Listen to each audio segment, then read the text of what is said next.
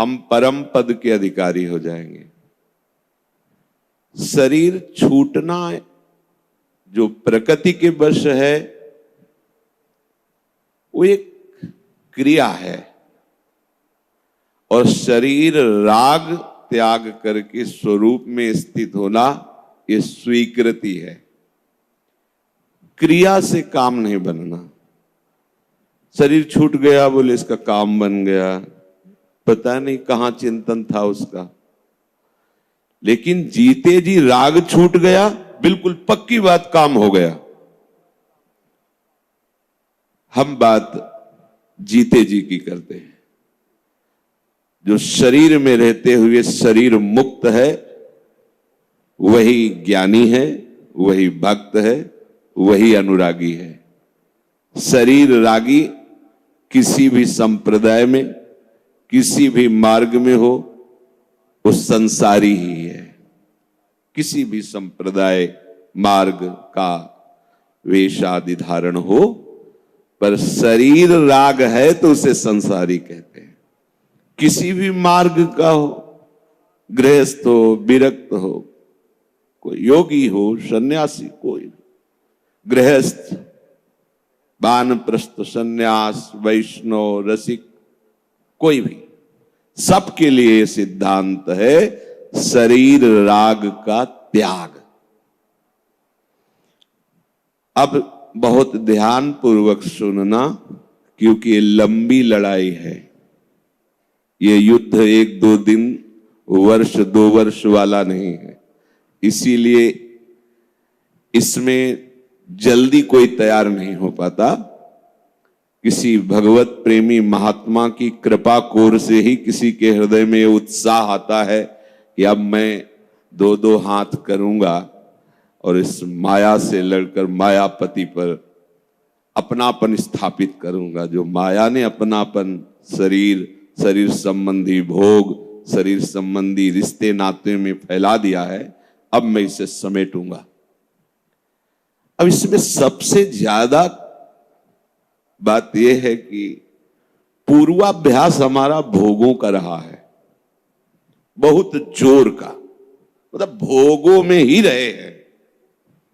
एक शब्द में कह दें कि भोग ही हमारा जीवन रहा है। अब हम जो सदगुरु कृपा, भगवत कृपा, संत कृपा, शास्त्र कृपा का आश्रय लेकर के इस भोगाभ्यास से ऊपर उठने की चेष्टा कर रहे हैं, तो ऐसा नहीं कि आज के बाद आपसे गलती नहीं होगी, असंभव। पूर्वाभ्यास आपसे गलती कराएगा।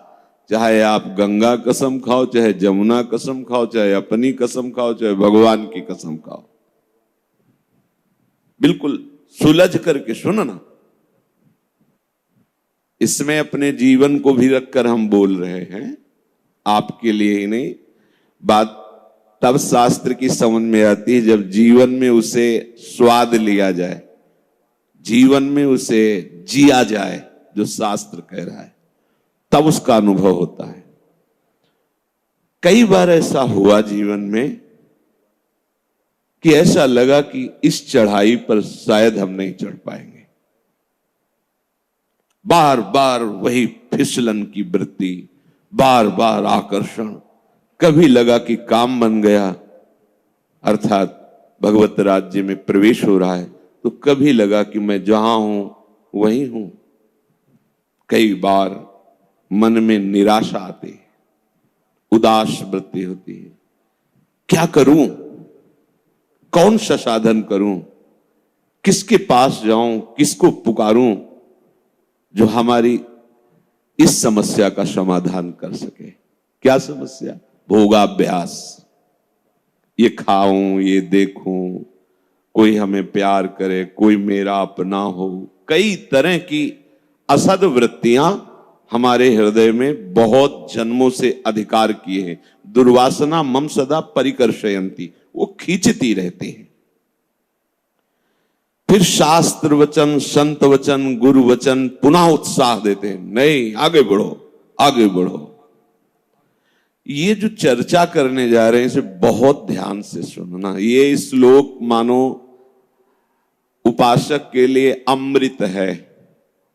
भगवान कह रहे हैं सुख दुखे समे कृत्वा लाभा लाभौ जया जयौ ततो युद्धाय युज्यस्व नैवं पापमवाप्स्यसि। बहुत मतलब जब इस पर विचार करो तो जैसे समुद्र में घुसते चले जाओ, थाह नहीं मिलती। ऐसे इसी श्लोक की थाह नहीं मिलती। कल से इसी श्लोक पर भगवत कृपा से चिंतन चल रहा है। ये स्वयं भगवान के वचन हैं। इसे स्वीकार करने पर कभी लड़खड़ाओगे नहीं। हम ये नहीं कहते कि पूर्वाभ्यास आपको गिराने की चेष्टा नहीं करेगा। जब गिर जाता है कोई तो वो एक निराशा आती है। सफलतापूर्वक नियत स्थान पर दौड़कर पहुंच जाना विजय कहलाता है और बीच में गिर जाना पराजय कहलाती है। भगवान कह रहे हैं जया अजयऊ। तुम्हें जय और पराजय में दोनों में समान भाव रखना है। बहुत बढ़िया बात है। और इसी बात से परमार्थ की यात्रा शुरू होती है, पूर्ण होती है। नहीं तो बीच में ऐसे लुभावने वन उपवन वाटिका जिसमें मन सोचता है बहुत दौड़ लिया, थोड़ा आराम कर लेते हैं, चूक हो जाएगी। बड़ी भयावनी घाटी जिसमें लगता है कि अब तो निकल ही नहीं पाएंगे। दोनों बातें ये हमको परास्त नहीं कर पाएंगी यदि भगवान की ये बात हमारे दिमाग में रही। स्वयं भगवान कह रहे हैं कि नैवम पाप मवाप्स्यसि, तू पाप को प्राप्त नहीं होगा। यहां भगवान को ये संबोधन करने की क्या आवश्यकता थी? क्योंकि कहीं ना कहीं हम जब पराजित होते हैं तब वो लगता है कि पाप बन गया अब हमसे। अब क्या? अब तो भ्रष्ट हो गए, नष्ट हो गए। 10 वर्ष से संयम से चल रहे थे, अब क्या? सब बेकार हो गया। कदापि नहीं। ये 38वां श्लोक है और एक श्लोक के बाद 40वां श्लोक में भगवान बीच में जो बात कही इसी की पुष्टता के लिए कह रहे नेहा विक्रम नाशोस्ति प्रत्यवायो न विद्यते स्वल्पमप्यश्च धर्मस्य त्रायतो महतो भयात। ये जो हम तुम्हें बात बता रहे हैं सम बुद्धि की, जया जय, जय और पराजय में बराबर भाव, समान भाव रखना। बोले इसका आरंभ मात्र कर दो तुम तो इसका नाश नहीं होने वाला और इसका कभी भी उल्टा फल नहीं हो सकता कि आप गिर गए तो नरक यात्रा होगी। पहली बात तो वो गिरना आपका एक अनुभव होगा और आपकी चाल तीव्र हो जाएगी। अगर ये बात आप समझोगे, नहीं समझोगे तो निराश होकर उधर ही चले जाओगे। बहुत विचित्र मन की चाल है, बहुत विचित्र। वो जब ये भूत की तरह चढ़ जाता है, कब चढ़ गया और कब गिरा दिया पता नहीं चलता। बाद में पता चलता मेरी वो बुद्धि कहां गई थी, जो बड़ी प्रवीण थी वो उस समय कहां गई। ऐसा लगता है जैसे कोई भूत आया हो, हमारे ऊपर चढ़ गया हो और हमसे वो क्रिया करा ली और इसके बाद वो भूत उतर गया, तब हमें पता चला कि अरे ये सब क्या। ये एक दिन की बात नहीं है, एक बार की बात नहीं है। जब तक भगवत प्राप्ति नहीं हो जाती तब तक ये भूतावेश कहां कब कैसे होता है समझ में नहीं आता। क्रोध नहीं करना, एक क्षण में ऐसी भूमिका बनी कि क्रोधावेश। काम नहीं, एक क्षण में ऐसी भूमिका बनी, समझे में नहीं आया और वो रपट करके वहां खड़ा हो गया। लोभ नहीं करना, मोह नहीं करना, समझते हैं, समझाते हैं, कब कहां वो भूत जैसा चढ़ता है, फंसा देता है। बहुत ये एक दिन की साधना नहीं, ये आजीवन का खेल है, इसलिए इस बात को समझो। हर उपासक, चाहे गृहस्थ हो चाहे विरक्त हो, प्रभु कह रहे हैं कि इसका कभी उल्टा फल नहीं होता। यहां कहा नैवम पाप मवाप्स्यसि, तुझे पाप की प्राप्ति नहीं होगी। भगवत मार्ग के पथिक हो। अखाड़े का नियम है, जब कुश्ती में दो योद्धा लड़ते हैं तो जो जीतता है उसको तो इनाम मिलता है, जो हारता है तो इनाम का आधा पैसा उसको मिलता है। 5,000 इनाम तो 5,000 उसे मिलेगा और 2,500 इसे मिलेगा। इसके बाद उसका आने जाने का किराया खर्चा मिलेगा, क्योंकि उसने पूरा प्रयास किया है। लौकिक हम आपको उदाहरण दे रहे हैं, पर हमारे भगवत मार्ग में है कि हारने वाले और जीतने वाले दोनों को बराबर इनाम मिलता है। हारने वाला अत्यंत लाडला प्रभु का हो जाता है, जीतने वाला तो जय को तो प्राप्त हो ही गया है। हमें लगता है कि हारने वाले के प्रति प्रभु का विशेष दुलार होता है, क्योंकि हम सब हारने वाले में ही हैं।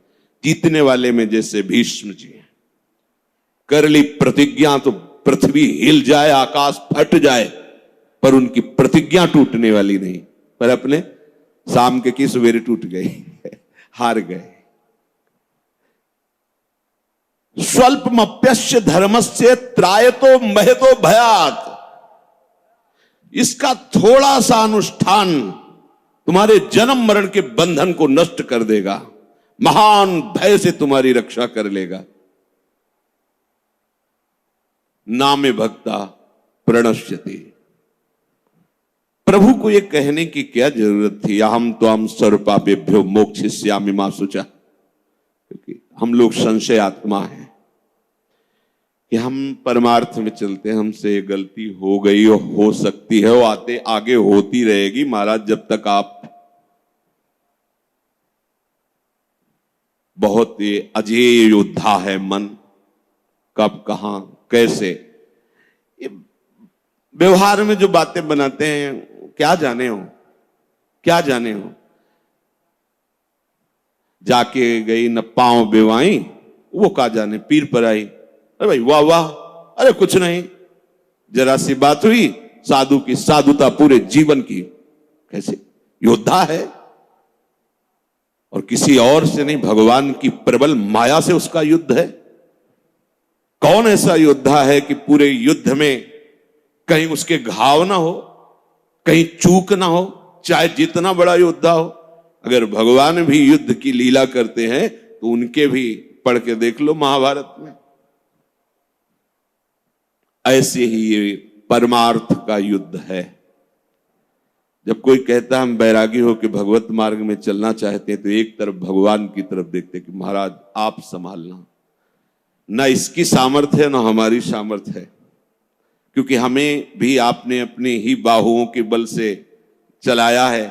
तो प्रभु आप इसको अपने बाहुबल से चलाना, किसी की सामर्थ्य नहीं कि आपकी ऋषि मुनियों पर विजय प्राप्त करने वाली माया पर विजय प्राप्त कर सके। नाथ आप ही संभालना।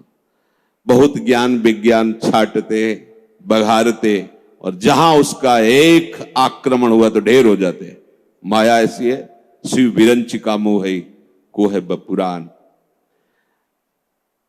जब हमारी जय होती है तो हमें लाभ दिखाई देता है, और जब लाभ दिखाई देता है तो सुख की प्राप्ति होती है, ऐसा लगता है हृदय में। यह साधक के लिए ठीक बात नहीं है। जब हमें पराजय दिखाई देती है तो हमें हानि अनुभव में आता है, फिर हमें दुख होता है। यह भी साधक के लिए ठीक नहीं। भगवान क्या कह रहे, सुख दुखे समय कृत्वा लाभा अलाभौ जया अजयौ ततो युद्धाय युज्यस्य। खड़े हो जाओ अपने कर्तव्य कर्म को करने के लिए, पर पहले ये समझ लो कि जय और पराजय और उसका चिंतन करके लाभ और हानि का निर्णय, और लाभ हानि में सुख और दुख का भाव, ये तुम्हें समान करना होगा। ये बहुत बढ़िया बात मिली है। उत्साह कभी नष्ट नहीं होगा अगर ये बात रख ली। और इसका थोड़ा सा अनुष्ठान आपको जन्म मरण के चक्र से मुक्त कर देगा। भगवान बोल रहे हैं, महतो भयात, महान भय से तुम्हारी रक्षा कर लेगा। अब इसमें जो आंतरिक भाव हमारे हृदय में आए वो हम आपको बता रहे हैं, कल्क से नहीं, जीवन से। जब कहीं हम हार गए, कहीं भी हारे, हजारों बार हारे, मना खष्टानि इंद्रियाणि प्रकृति स्थानि कर्षति, पग पग पर इन इंद्रियों ने मुझे धोखा दिया, इस मन ने मुझे धोखा दिया, पर उस अजान बाहु हरि ने मुझे संभाला, गिरते गिरते ऐसे गोद में लिया। तब ये लगा कि ये बाहु पहले क्यों नहीं थी, गिरने के समय ही क्यों आई। जब हमें पता है कि अब बस 2 कदम रह गया तो आपने पकड़ लिया, तो जो पीछे से कदम चले थे यहां तक तब क्यों नहीं पकड़ा। तब लगा कितने कृपालु हैं। कहीं ना कहीं साधना का अहंकार है, कहीं न कहीं भगवत प्रेम प्राप्ति में जो बाधक मलिन भाव हमारे हृदय में है, उसी को दिखाने के लिए हरि ने छोड़ दिया। देख 4 कदम चल के क्या होता है। तो लगा कितने कृपालु हो प्रभु, एकदम चूर चूर अहंकार नहीं। ये कहीं न कहीं पूर्वाभ्यास कर तत्वाभिमान का कि मैं ब्रह्मचारी, मैं जितेंद्री, मैं सन्यासी, मैं अमुक अमुक अमुक, ये बला रहता है। मैं प्रभु का अंश हूं, ये बाद में ध्यान आता है, पहले ये रहे। ये सब अब कहने में लगेगा कि ये सब अज्ञान की ही तो भाषा है। मैं ब्राह्मण, मैं क्षत्रिय, मैं वैश्य, मैं शूद्र, मैं ब्रह्मचारी, मैं गृहस्थ, मैं वानप्रस्थ, मैं सन्यासी, ये किसका है? बाहरी शरीर को लेकर के ही तो है। सारा का सारा परिचय शरीर को लेकर के ही तो है। स्वरूप सब में एक है, जो भगवद अंश है वो सब में एक है। तो है तो ये मायाकृत ही परिचय, और ये मायाकृत परिचय में जहां अहम जुड़ा, जो शुद्ध आम है, अब कहीं न कहीं त्रुटि होने की संभावना है, क्योंकि हमारा संबंध अभी इसी से, मैं सन्यासी, मैं ब्रह्मचारी, मैं गृहस्थ, मैं वानप्रस्थ, मैं अमुक, मैं अमुक, इसी को लेकर के है। स्थूल सूक्ष्म कारण इसी को लेकर के, ये सब मायाकृत है। जब हम मायाकृत को स्वीकार करके चलते हैं तो ये अहम जो है ये प्रफुल्लित होता है, ये सजता है, ये बढ़ता है। घोर विषयी, मैं सन्यासी, स्पर्श भी नहीं, किससे किससे, सामने जिसे तुम देख रहे हो तुम्हारी आत्मा ही है, जिसे तुम विषयी मान रहे हो वो तुम्हारी दृष्टि है, और कुछ नहीं। अगर तुम्हारी दृष्टि ब्रह्म दृष्टि तो सर्वम खलमिदम ब्रह्म, अगर राम दृष्टि है तो जड़ चेतन जग जीव जत सकल राम है। दृष्टि तो तुम्हारी है ना, तो दोष किसका है? तुम्हारे देखने का है। क्या देखा? ये है शुद्ध आंतरिक विवेक। तो जहां कहीं भी अहम स्फुरित हुआ, उसी अहम का नाश करने के लिए मेरे करुणा समुद्र प्रभु ने ये हारने की लीला करवाई। मैं हार गया, सब करके थक गया, हे करुणा निधान, बस आप ही, अब आप ही। ये है विजय, ये अब असली विजय हुई। तो हमें पूरे जीवन में यह ध्यान रखना है, कैसी भी परिस्थिति हो, कैसी भी हमारी मन की स्थिति हो, कैसी भी, हमें भगवत मार्ग नहीं छोड़ना है। बस ये बात समझ लीजिए आप, ये बात आप बैठा लीजिए। परिणाम भगवान कह रहे महान भय से रक्षा करूंगा, भगवान कह रहे मेरे भक्त का नाश नहीं होता, भगवान कह रहे अहम तो हम सर्व पापेभ्यो मोक्षयिष्यामि मा शुचा। अब इसकी जो बात ये हम कह रहे हैं, इसको सुनकर नकारात्मक सोच की तरफ मत चले जाना। अच्छा तो बहुत बढ़िया बात मिल गई, अब हम खुल करके मनमानी आचरण करें, वो भगवत शरणागत नहीं होता। ध्यान रखना, हम यहां बात कह रहे हैं ईमानदारी से भगवत मार्ग में चल रहा है और ये दुर्वासना उसको घसीट रही है, वो कहीं भी किसी भी तरह से लड़खड़ा रहा है, तो उसको हिम्मत नहीं हारनी, चाहे 1000 बार गिर जाए तो भी उसे उठ के खड़ा होके यही जोश लाना है। जैसा पहले जोश था वैसे ही हमारा नवीन जोश होना चाहिए। हमारे साथ भगवान नाम है, गुरु कृपा है, कहीं न कहीं मेरे अहंकार को परास्त करने के लिए लीला है, नहीं तो निश्चित हम इस पर विजय पाएंगे, क्योंकि विजय श्री प्रभु हमारे साथ है, उनका नाम हमारे साथ है और हमारा परिणाम बड़ा मंगल होगा। अमंगल हो ही नहीं सकता। इस मार्ग में चलने वाले का कभी अमंगल नहीं होता, किसी भी तरह से अमंगल नहीं हो सकता। इसलिए ये दृढ़ निष्ठा रखो और कभी भी बड़े से बड़े लाभ में हर्षित मत हो, बड़ी से बड़ी हानि में शोकित मत हो। भाई तुम्हारी दृष्टि में हानि हुई, देखने वाला तो जो देने वाला है वो कह रहा है नैवम पाप मवाप्स्यसि, हम तो हम स्वरूपाभिमुख। कदम बढ़ाओ, पीछे मत लौटो, इधर उधर किसी को मत ताको कि तुम्हारा कोई सहयोग करेगा। अगर किसी को सहयोगी माना तो निराश ही कर देगा। अब तो नहीं हो पाएगा क्योंकि 10 वर्ष हो गए, इसके बाद भी वही, अब नहीं। आखिरी श्वास भी हमारी यही प्रयास करेगी कि हम अपने प्रभु के अनुकूल चल करके उनको रिझा लें। बस ये जो अंदर आपके बात है यही भगवत प्राप्ति कराएगी। ध्यान रखना, सैकड़ों कमियां आप में हैं, यही बात आपको भगवत प्राप्ति कराएगी। प्रभु मेरे हैं, प्रभु अपने हैं, मैं प्रभु के लायक नहीं हूं, चल रहा हूं उनकी कृपा से, तो कभी गिरेगा ही नहीं। जहां ये आता है कि मैं, वहां गिरना पड़ेगा, और जहां गिरेगा वहीं फिर प्रभु से संभाल करके। तो पूर्वाभ्यास अहंकार के कारण हमारा कोई भी भगवत कृपा से जब हमारे अंदर सद्गुण आता है तो हम उसे अहंकार में परिणित कर लेते हैं, मैं ऐसा। अब ये सुधार करने के लिए प्रभु अपनी माया को छूट दे देते हैं, क्योंकि माया दासी है। बिना भगवत आज्ञा के भगवत शरणागतों पर कोई अपना प्रभाव नहीं दिखा सकती। अगर कोई दिखा रही तो इसका मतलब हरि का आदेश है, और हरि का आदेश है इसका मतलब मेरा कोई दोष है, अहंकार है, कुछ ऐसा है जिसे हटाना चाहते हैं प्रभु। नहीं तो जैसे नारद जी जैसे महापुरुष कैसे भी मोहित हो सकते थे, लेकिन अहम वहां भी स्फुरित हुआ तो आदेश कर दिया, 1 मिनट में नगर बन गया, सब व्यवस्थाएं सब माया की। हमें कभी निराश नहीं होना। ये बैठा लो, हम ये बैठालना चाहते हैं अपने हृदय में हम सब, क्योंकि ये युद्ध एक दिन का नहीं, पूरे जीवन का है, जितनी विश्वासें हैं। और ऐसा नहीं है कि योद्धा कमजोर है, विपक्ष बहुत जोर का है, क्योंकि जिससे तुम्हें बल मिल रहा है उसी के बल से वो भी बलवान है।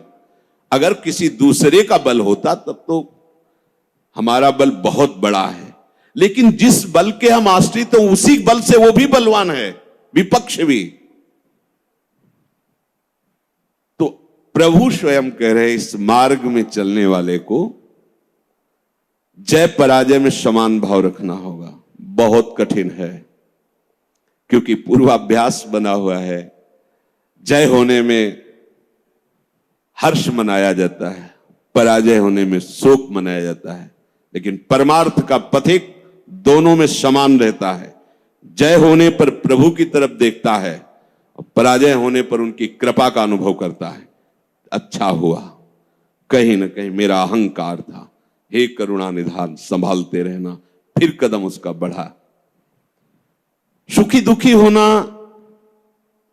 लाभ हानि में की भावना में फंसना, जय पराजय का भाव लेकर के हर्षित या शोकित हो जाना, ये साधु का धर्म नहीं, ये साधक का नहीं। फिर एक बार सुन लीजिए, थोड़ा सा भी इस मार्ग में कदम बढ़ाने वाले को भगवान कहते हैं कि उसका कभी नाश नहीं होता। निर्भय हो जाओ। अगर आपसे कोई भी गलती हो रही है, वो गलती आपको भगवत विमुख नहीं कर पाएगी। विश्वास कीजिए। केवल प्रभु के आश्रित रहिए। जहां हमारी कमियां हैं वो अहंकार है हमारा, इसीलिए हमारे में कमियां हैं। अहंकार रहित होते ही वो भगवत स्वरूप प्रकाशित हो जाता है। प्रभु वही विधान करेंगे जिससे आपका अहंकार नष्ट हो। यही अहंकार संस्कृति का मूल चक्र है। अब हमें प्रभु के वचन मान करके जब भगवत मार्ग में चलने का अवसर मिला तो मुझे कभी निराश नहीं होना इस मार्ग से। ऐसी परिस्थितियां आती कि कभी कभी ऐसा लगता है कि कोई प्रेम से बात करने वाला नहीं, इतना कष्ट सहकर इस मार्ग में चल रहा हूं, कोई शाबाश कहने वाला नहीं। अरे बहादुर शाबाश, आगे बढ़ो। तो एक उत्साह होता है, जिसको देखो वही निराशा पैदा करता है। ज्वान जोगी जहां जिसे गंगा किनारे भ्रमण कर, ज्वान जोगी मतलब सूर पीठी घावरे, इन्हें न देख पति आवरे, कैसी कैसी बातें। जवान जोगी है और वैद्य रोगी है, और जो योद्धा है वो पीठ में घाव लिए, इनको देखकर कभी श्रद्धा नहीं करनी चाहिए। योद्धा पीठ में घाव लिए अर्थात कायर भाग के आया है। वैद्य रोगी अर्थात वो सही वैद्य नहीं अपने को ठीक कर लेता। जवान जोगी अर्थात कहीं न कहीं पाखंड, कहीं न कहीं काम क्रोध आदि, कहीं न कहीं काम जो क्रियाओं से बचकर बाबा जी बन गए। ऐसे सामने से कटाक्ष, सामने से गालियां, अवहेलना, सर्दी गर्मी बरसात सबसे गंगा जी के किया। तो कभी कभी ऐसे है, कोई यार सपोर्ट देने। जो महापुरुष जन है आंख मूंदे बैठे, उनके पास गए, दंडवत प्रणाम किए, देख लिए, यही बड़ी कृपा। वो कभी कह नहीं सकते शाबाश तुम्हारा वैराग्य अच्छा, तो कभी नहीं कह सकते। और जो अपने समान या नीचे कच्चा, उनके कहने न कहने से कोई फर्क नहीं पड़ता था, क्योंकि प्रमाण तो तभी जब महापुरुष कोई कहे। कभी कभी रो पड़ते थे, यार क्या मतलब, कोई तो कहीं तो कुछ। फिर अंदर आता, अरे क्या प्रशंसा सुनना चाहते हो, क्या किसी अन्य का भरोसा रखना चाहते हो? आगे बढ़ो, आगे बढ़ो। ये श्लोक पूरे जीवन की धरा है। अगर आप कहीं हार में निराश हो गए तो ये मार्ग लड़खड़ाने लगेगा। बिल्कुल नहीं लड़खड़ाना। आप लोगों को तो रोज सत्संग मिल रहा है, अपने को तो ऐसा भी सौभाग्य नहीं था कि सत्संग रोज मिले। कम से कम सत्संग में हमें वो शब्द मिल जाते हैं जिनसे हम पुनः हृदय को उत्साहित करके इस मार्ग में चला पाते हैं। इसलिए बहुत मंगलमय मार्ग है, पर बहुत कठिन मार्ग है। कठिन इसलिए है कि हमारा अभ्यास विषय मार्ग में चलने का है, और ये बिल्कुल उसके उल्टा मार्ग है। अब कभी न कभी कोई न कोई ऐसी आक्रमण वृत्ति माया की होगी जहां हम हार सकते हैं, तो हमें कभी निराश नहीं होना, ये हृदय में बैठा लीजिए। दूसरी एक उपासक के अंदर वृत्ति रहती है कि अगर मैं ये देख लूं, अगर मैं ये भोग लूं, तो बार बार जो मन कहता है एक बार उसको समझा देंगे ना कि देखो भोगा उसमें सुख नहीं, जैसे शास्त्रों में लिखा है। ये होता है पक्का, ये मत समझो कि किसी एक की बात है। सबके अंदर ये मन की चालबाजी, जो तुम्हारे अंदर वही हमारे अंदर, तुम्हारे सबके अंदर। एक बार देख लेते हैं, हृदय में जलन होती है, पीड़ा होती, व्यथा होती। उपासक उसकी काट तो जानता है पर प्रयोग नहीं कर रहा, विषय आकर्षण के कारण काट जानता। उपासक तभी बना है जो उसको पता है। अगर उपासक है तो सत्संग सुना ही होगा, शास्त्र स्वाध्याय किया होगा, तो शास्त्र स्वाध्याय सत्संग इसी के लिए तो ज्ञान मिलता है, इन्हीं से लड़ने के लिए। पर उस समय विषय प्रीता होने के कारण वो उनका प्रयोग करना भूल जाता है। अब जो ये बात आई है इस पर समझना होगा। पहली बात तो हमने पूरी आपको बता दी कि कहीं हमको लड़खड़ाना नहीं, निराश नहीं होना। किसी भी परिस्थिति में निश्चित भगवत प्राप्ति होगी। चुप शांत, कहीं कोई इसमें तर्क की कोई गुंजाइश नहीं है। भागवत में लिखा हुआ, अगर मेरा भक्त है, अनन्य है, उसके हृदय में नाना प्रकार की विषय वासना है, तो मैं उसके हृदय में बैठकर उसको निर्विकार करता हूं। ध्रुवदास जी 42 लीला में कहते हैं, यद्यपि भक्त अनन्य जो विषय इंद्रियन बस होए, कर्मठ कोटि जितेंद्रियन ते समलाय न कोय। यदि वो श्यामा श्याम का अनन्य है पर विषयी है तो करोड़ों कर्मकांडी और जितेंद्रिय उसकी समानता नहीं कर सकते, क्योंकि कर्मकांडी को कर्म पर विश्वास है, जितेंद्रिय को अपनी जितेंद्रियता पर विश्वास है, और इसको प्यारे जू का भरोसा है, लेकिन इसकी बराबरी कोई नहीं कर सकता। यद्यपि वो विषय, यद्यपि भक्त अनन्य जो विषय इंद्रियन बस होए। ये कोई केवल ऐसे नहीं कि ये भाषण हो रहे हैं, मनमानी जो आया सो बोल दिया। तस्मात् शास्त्रम प्रमाणम, और सबसे बड़ा शास्त्र ये है हमारी छाती, जिसको हम जीते चले आ रहे हैं। ये मन कभी कभी हमको ऐसा प्रेरित करता है, जहां इसको विषय संयोग होने का अवसर दिखाई दिया, कोई क्रिया, कोई संयोग, कुछ, तहां ये मन बुद्धि को इस तरह से आकर्षित करता है कि सुना है शास्त्र, गुरुजन कहते हैं कि सुख नहीं है, पर अगर हम इसे एक बार भोग लेते तो हमें पता चल जाता कि सुख नहीं, फिर हम अपने मन को समझा देते। इस बात पर आपको सावधान होना है। ये नहीं कि ये हमारे हृदय में आती, इनके हृदय में आती, इनके आपके हृदय में नहीं, ये चराचर जगत की बात कह रहा हूं। जो मन को पढ़ा जाता है ना, जैसे संत जन दूसरे की बात 1 मिनट, ये सिद्धि की बात नहीं होती, वो अपने मन को पढ़ते हैं और वही बात कहते, तो वही सबके मन में लगा, हाँ अरे यार ये तो हमारे मन की बात बोल दिया, ऐसे ही चल रहा था। ऐसा वो नहीं है कि तुम्हारे मन की बात कह रहे, नहीं, उन्होंने अपने मन को पढ़ा है, अपने मन को देखा है। आप बहिर्मुख इसलिए समझ नहीं पा रहे, वो उसी को पढ़ते रहते, एक एक हरकत उसकी देखिए। तो जब वो बात कह रहे हो, जब आपको मन में वही चल रहा है, तो आपको लगता है ये तो हमारे मन की, आज जो सत्संग हुआ केवल मेरे लिए हुआ, ऐसा उनका मन, उन्होंने अपने मन को देखा है। तो ये मन ऐसी प्रेरणा करता है। जब हमारा मन किसी भी भोग के लिए ऐसी प्रेरणा करे कि यदि हमें ये भोग मिल जाता तो हम अनुभव कर लेते और मन शांत कर लेंगे। ऐसा होता है कि बहुत दिन से यार लगा है मन में कि समोसा चटनी लाओ यार, एक बार खा के देखते हैं। ये चीज देख लेते, चलाओ टीवी चलाओ, मोबाइल में सर्च करो, ये छू लेते हैं, ये भोग लेते हैं। यही हमारे फंसाने की चाल है। अच्छे से देखना, हम गिरते कहां हैं? जहां हम मन को सपोर्ट करते हैं। मन हमें कैसे दस्तखत करने के लिए राजी करता है? कुछ नहीं बिगड़ेगा, बस देखना है क्या होता है। सूंघने से, खाने से, देखने से, छूने से, शब्द स्पर्श रूप रस गंध, इन 5 भोगों को ही भोगने के लिए हमें विवश करता है।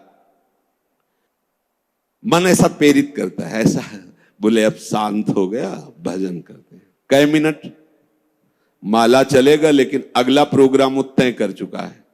सामने आपके जहां पेश किया, कांप जाओगे आपकी, ये क्या हो रहा है?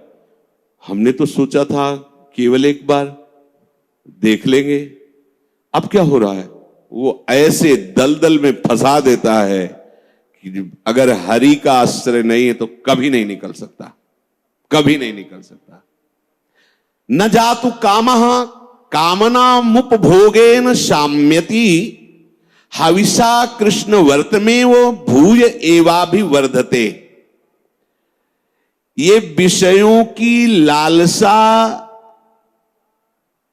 भोगने से कभी भी शांत नहीं होती। ब्रह्म ऋषि महापुरुष इनके अनुभव की बात है। न जातु कामः कामनामुपभोगेन शाम्यति। समझ लो, मन को ठीक करने के लिए महापुरुषों के वचन ही शस्त्र हैं, वचन ही प्रमाण हैं। जब हमारा मन ये लालसा पैदा करता है, तभी हम उसमें तदात्म हो जाते हैं, क्योंकि हम सुख के लोभी हैं। वो हमें सुख दिखाता है, बस ऐसे, बस उसी समय विषयों की लालसा हमारे सामने प्रकट की गई, मन ने प्रस्तुत किया। ऐसा समझ लो कि जीव एक राजा है और बुद्धि उसकी रानी है और मन उसका मंत्री है, और इस मंत्री ने चतुरता पूर्वक पूरे राजमहल को अपने अंडर में कर रखा है। जैसा ये चाहता है वैसा दस्तखत दोनों से करवा लेता है। मन, हमारी बुद्धि एक एक वृत्तियों पर अधिकार कर चुका है। अगर बुद्धि निश्चय करती कि गलत है, बिल्कुल नहीं सुनता और दस्तखत करवा ही लेता है, समझना। और राजा इतना अधीन हो चुका है बुद्धि और मन के कि वो कुछ निर्णय करता ही नहीं है। जहां जैसे रानी ने इशारा किया तो मंत्री ने कागज रख दिया, उसने दस्तखत कर दिया, पढ़ा भी नहीं कि है क्या ये। अगर वो पढ़ ले और वो रानी और मंत्री की अधीनता को समझ जाए कि मैं इनके अधीन हो रहा हूं, तो आप समझो 1 सेकंड में पूरा सिस्टम ठीक हो जाएगा, क्योंकि वो सर्व सामर्थ्यशाली है। बस चूक यही हो रही, आज तक कभी उसने पढ़ा ही नहीं कि क्या पेश कर रहा है, बस दस्तखत कर दिया। उस राजा की क्या दुर्दशा होगी जिसकी रानी और मंत्री भी उसके खिलाफ ही खड़े हुए हैं और उसको लग रहा है सब अनुकूल है। उस राजा की क्या दुर्दशा होगी। क्या है वो राजा, किस बात का राजा है? वही दशा इसकी है।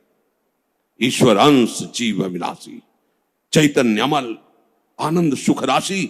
वो जीवात्मा बुद्धि की प्रियता में, मन की सलाह में फंसकर निकृष्ट भोगों में, कहां आनंद राशि, कहां चिदानंद घन स्वरूप और कहां मलिन प्राकृतिक भोग, हर में दस्तखत।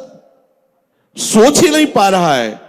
ये लो, मांस लो, मदिरा लो, व्यभिचार लो, ये सब में दस्तखत। यही दुर्दशा हो रही।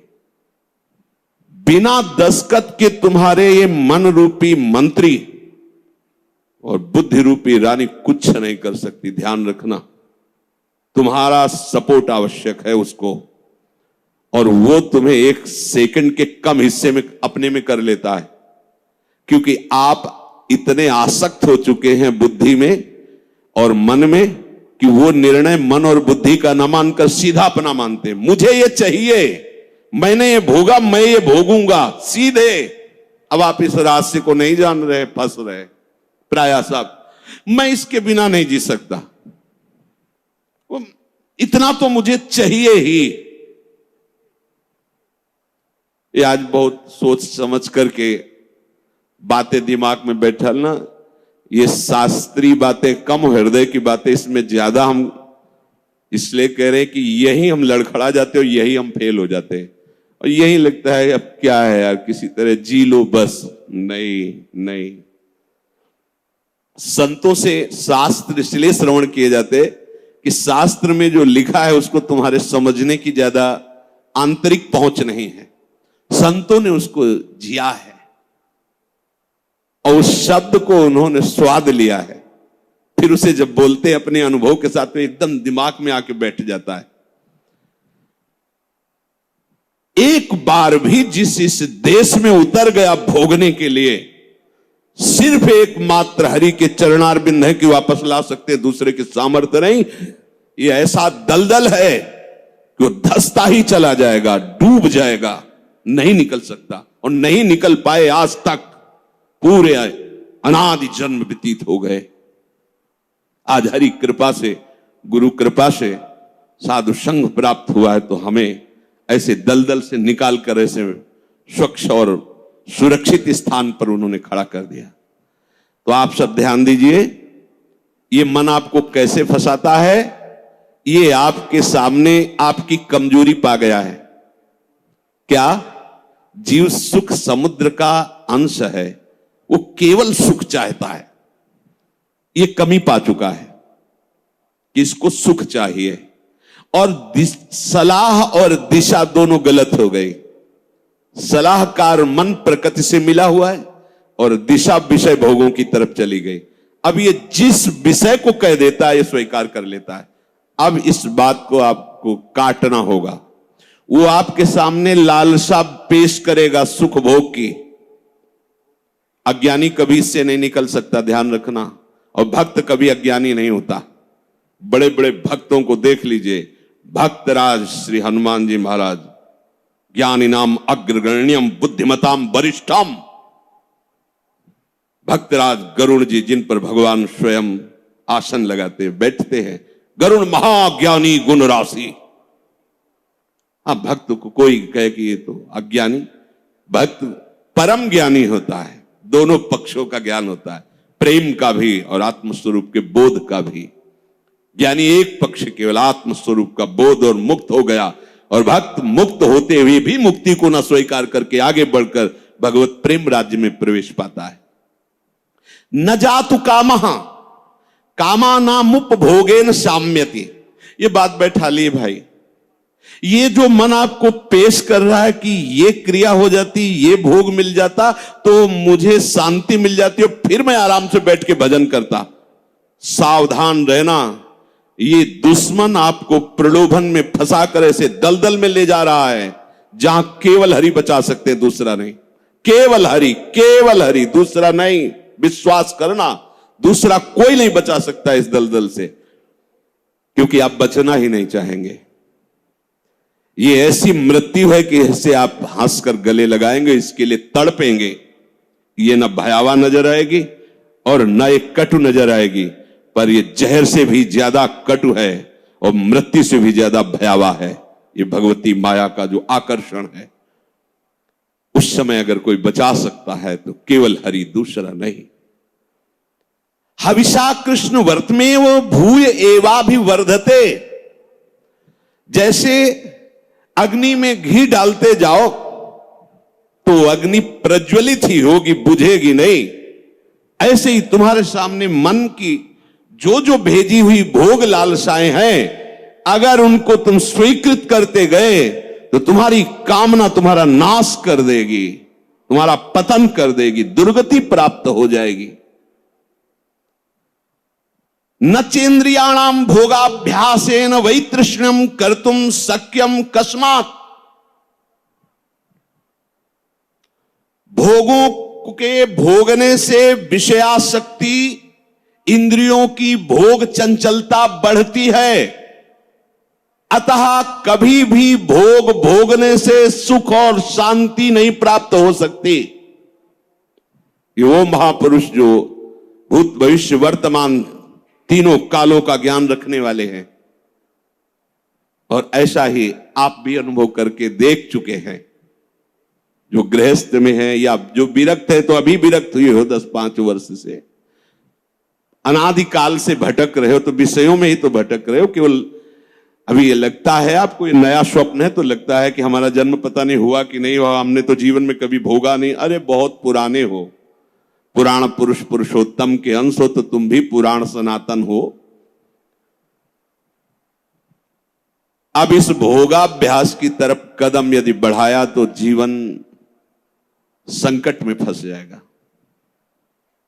इसको रोकने से बात बनेगी, ना से बात बनेगी, हां से नहीं। इसमें हां नहीं।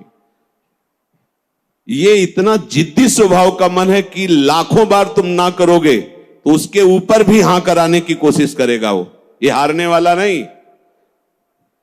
अगर आप ना ही करते रहे तो आपके अधीन होकर मंगल मूर्ति हरि का स्वरूप हो जाएगा, ये भी ध्यान रखना। पर इसके ना के बाद जो इसकी व्यथा पैदा होती है, उसको सहना किसी महात्मा के बस की बात है, विषयी भोगी पुरुषों की नहीं। अगर उसे कोई, जब मन को ना कहा जाता है और फिर वो जो व्यथा पैदा करता है, उस व्यथा को जो सह जाता है, वही परम पद का अधिकारी होता है। यम ही न व्यथ्यन्ते पुरुषम पुरुषर्षभ सब दुखा सुखाधीरम स्वमृतत्वाय कल्पते। वो अमृत पद का अधिकारी हो जाता है। आप अमृत पद के अधिकार के लिए ही निकले, इसलिए सहना पड़ेगा।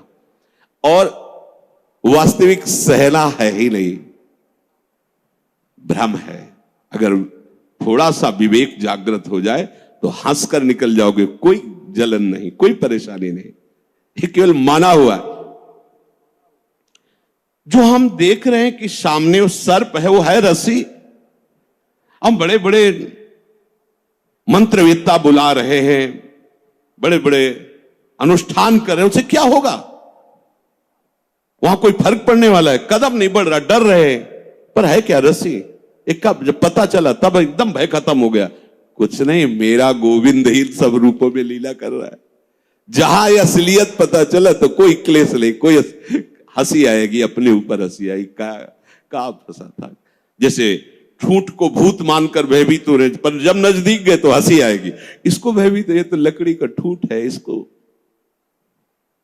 न चेन्द्रियाणाम भोगाभ्यासेन वै तृष्णम कर्तुम सक्यम कस्मात्। कोई ऐसा नहीं कि भोग भोगते हुए अपनी इंद्रियों को, मन को शांत कर सके। त्यागात शांति। और हमारा मन हमको क्या सलाह देता है? भोगा शांति। भोग लो तो शांत हो जाओगे। अब थोड़ी देर के बाद फिर चैन से भजन। मूर्खता नहीं, तस्मात् शास्त्रम प्रमाणम। पर ये जो मन व्यथा पैदा करता है, ध्यान रखना, सह वही सकता है जिसका नाम चल रहा होगा। राधा राधा राधा। हम कई बार उपासक जो नजदीक होते हैं, किसी भी अचानक पूछते हैं कहां हो, बोलो बोलो कहां हो जी, कहां हो, क्या चल रहा है? मंत्र चल रहा है, नाम चल रहा है, वाणी जी चल जी नहीं, तो क्या चल क्या रहा है? कहां हो? अब चलने लगा, ऐसे अब चल। हर समय ऐसे ही आपको टोकना है, देखना है। जिस समय आप नाम से रहित होंगे उस समय दी हुई मन की व्यथा को तुम नहीं सह सकते। और नाम चल रहा है तो बीच में आ गया, उस व्यथा और आपके बीच में नाम चल रहा है पूरा का। जैसे बुलेट प्रूफ नहीं होता, गोली मारी तो छाती में लगते नजर आई पर वो अंदर प्रवेश नहीं कर पाए। वो जैकेट पहने बुलेट प्रूफ, ये बुलेट प्रूफ है। कोई भी विषय आक्रमण जब नाम चल रहा है तो आपको परास्त नहीं कर पाएगा। देख लेना, आप उसी समय हार रहे होंगे जिस समय नाम नहीं होगा। पकड़ लेना, अगर राधा राधा राधा राधा, सब ठीक हो। विषय भोगने की लालसा मन तुम्हें देगा, तुम अस्वीकार करो। क्योंकि भोगने से जैसे अग्नि में घी डालने से अग्नि और प्रज्वलित होती है, ऐसे इंद्रियां और बलवान होकर भोगों की तरफ तुम्हें घसीटेंगी। तुम्हें शांति प्राप्त नहीं हो सकती। कस्मात, किसको हुई है आज तक? यतो भोगाभ्यास मनु विवर्धन्ते रागाः कौशलम चेन्द्रियाणाम। जो भोग भोगने में सुख के अनुभव के भ्रम में फंस गया, उसकी इंद्रियां उसे कला कौशल पूर्वक भोग में और फंसाती है। ऐसे से करो, ऐसे करो, इसको उसको, ऐसा वैसा, नष्ट कर देती है। माला लिए बैठा है और सोच कितना गंदा, ध्यान में बैठा है, चल कहां रहा है, पूजा कर रहा है, कर क्या रहा है अंदर से? क्या हुआ? ऐसा क्यों हुआ? क्योंकि भोगाभ्यास, इंद्रियां बलवान होकर के अपने अधीन कर लिए उसको। यद्यपि मृषा, बात झूठी है, कैसे अधीन हो सकता है? पर छूटत कठिनाई, बहुत विवेक की आवश्यकता है। अब और सुख प्राप्ति की इच्छा बढ़ती चली जा रही तो व्यभिचार शुरू हो गया, पापाचार शुरू हो गया, भूल गया मर्यादा, पशुता आ गई, राक्षसी प्रवृत्ति आ गई और सोच रहा था कि शांति मिल जाएगी ऐसा करने, और ऐसा शांत फिर हो जाता है कि उसे एक ही बात समझ में आती है कि अब शरीर ही छोड़ दें तो अच्छा है। ऐसी स्थिति आ जाती है, घृणा हो जाती है उसको अपने जीवन से। जीना उसके लिए नर्क लगने लगता है कि ऐसा जीवन, क्या जीवन। पर अब विवेक काम नहीं करता क्योंकि इंद्रियों ने अधीन कर लिया है। बिखर पर्यो मन समटत नाही, इंद्र ने लीनो जीत, इंद्रियों ने जीत लिया। तस्माद अनुपाय सुखस्य भोगाभ्यास। बस वो इसी सुख का चिंतन करता रहता है, भोगाभ्यास। कैसे? पूरा जीवन इसी में। भोग सामग्री एकत्रित करना, उसको भोगना, अधिक से अधिक भोग सामग्री एकत्रित करना, उसको भोगना, बस इतना ही जीवन। देख लो जो सत्संग विहीन है, भगवत विमुख, देख लो इतना ही जीवन है। भोगाभ्यास, भोग सामग्री संग्रह, बस उसको भोगना, यही जीवन। ये तो पशु भी कर रहे हैं।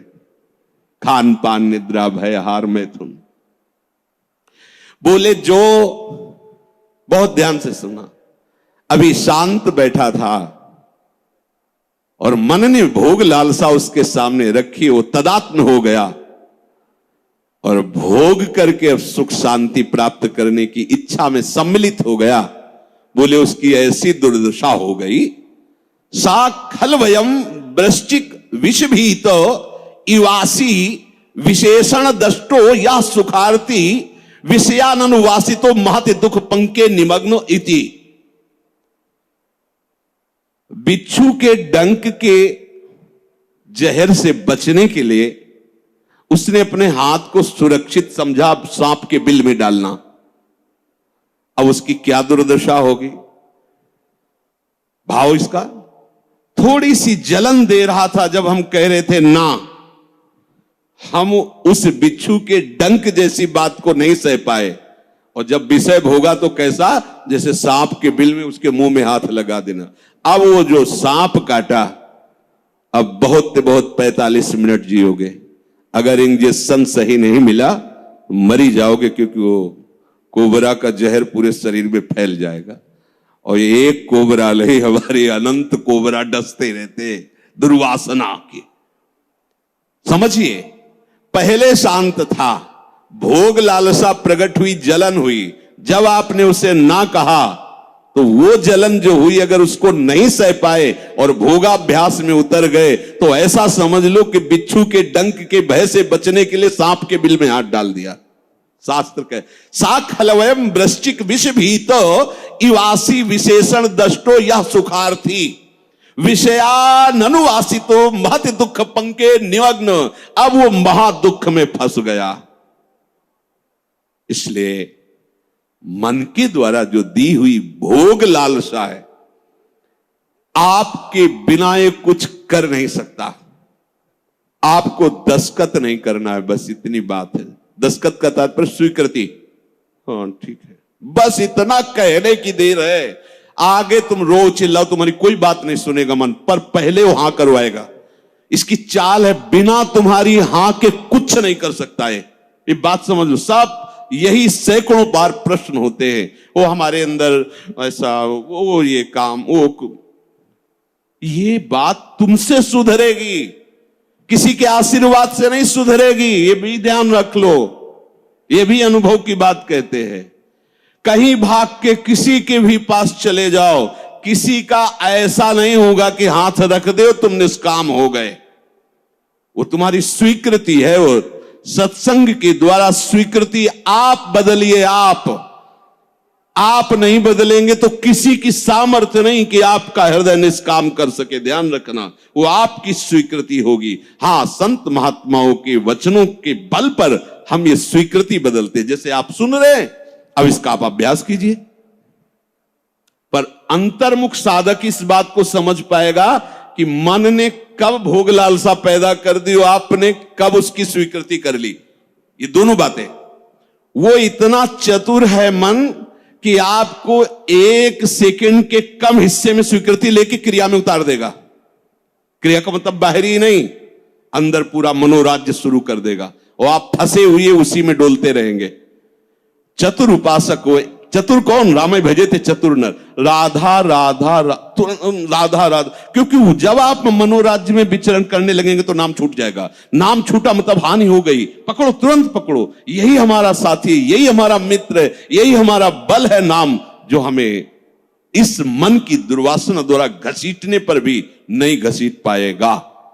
श्री हरिवंश नाम बल रहो, अपने बिल्कुल अच्छे से समझ लीजिए, दूसरा कोई साथी नहीं।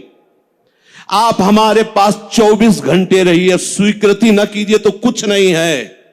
स्वीकृति कर लीजिए तो हजारों कोस दूर ये शब्द सुनकर आपको हर समय से गोद में रखेगा। ये गुरु वचन ही सदगुरु हैं, उनको आप देखिए तो आपके पास रहेंगे। ये ऐसा दुख में दलदल में भी फंस जाता है, इतना कमजोर हो जाता है कि देखो, सुनकर आपको पहाड़ जैसी बात लगेगी। कैसे निकल पाऊंगा, हमसे नहीं हो पाएगा। और ये बोल कौन रहा है, ये भी तो देख। तू नहीं बोल रहा, बोल वही रहा है जो तुझे फंसाया, और तू स्वीकृति कर रहा कि मैं बोल रहा हूं। भोग उसने भोगा, स्वीकृति तूने की, दुर्गति तेरी होगी। समझ पहले, ये ऐसा जाल है, इसे बिना सत्संग के आप समझ नहीं सकते।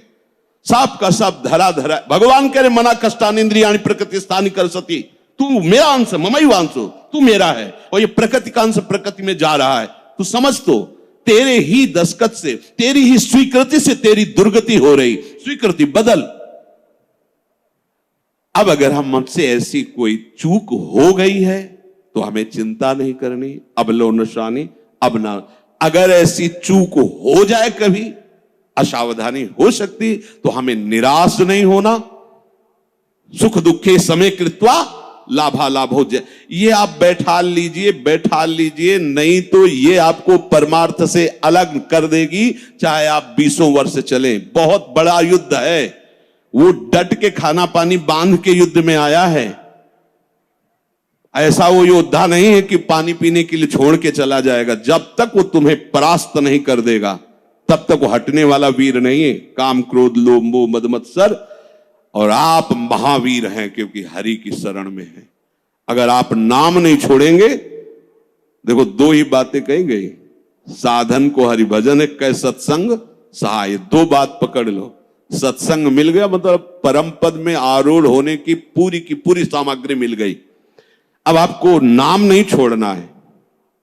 जहां नाम छोड़े तो आप समझ लो, हानि हरिवंश के नाम अंतर कहे हनुमंत विपत्ति प्रभु सोई जो तो सुमिरन भजन। अगर नाम चल रहा है और ये जाल बुनकर फंसा भी लिया है तो कुछ भी हमारे संस्कारों को नहीं बिगाड़ पाएगा। ध्यान रखना, नया संस्कार ये पैदा नहीं कर पाएगा, हमारे अंदर निराशा पैदा नहीं कर पाएगा, ये भोगाभ्यास दृढ़ नहीं कर पाएगा, ये हार जाएगा। नाम हर समय हमारे हृदय में चलता रहे, ये बात पकड़ लीजिए। आज के सत्संग का सार, हम प्रभु की शरण में हैं। भले हमारे द्वारा कुछ भी कैसे भी जिसको हम नहीं संभाल पा रहे, फिर भी हमें निराश नहीं होना, हमें अपने प्रभु की प्राप्ति के लिए कदम बढ़ाना ही है। और हमारा विवेक साथ दे तो हमें मन और इंद्रियों के भोगाकर्षण में दस्तखत नहीं करने, स्वीकृति नहीं करनी। हमारा मन हमको जब जलाएगा तो हमें उसे सहना होगा। हमें उसको शांत करने के लिए कोई विषय सेवन, विषय क्रिया, विषय संग नहीं करना है। बस आप निहाल हो जाओगे। ये 3 बातें एक तरफ और एक बात एक तरफ, हर समय नाम चलाते रहो। अगर ये विवेक धारण करोगे, नाम चलाते रहे, तो आप इसी जन्म में देख लेंगे कि आप दूसरों को तारने वाले बन गए। सतरति सतरति सा लोकान तारयति यल्लब्ध्वा अपमान सिद्धो भवति अमृतो भवति तृप्तो भवति। जिसको प्राप्त होकर के सिद्ध हो जाता है, अमृत हो जाता है, तृप्त हो जाता है, वो प्रभु के चरणारविंद का अनुराग है, वो नाम से प्राप्त होता है। नाम तुम्हारी रक्षा करेगा, नाम तुम्हें दुलार करेगा, नाम तुम्हें पुष्ट करेगा, और नाम ही तुम्हें नामी से मिला देगा। या यूं कह लीजिए कि नाम ही नामी को आकर्षित करके तुम्हारे हृदय में प्रकाशित कर देगा। शेष चर्चा की। राधा वल्लभ लाल।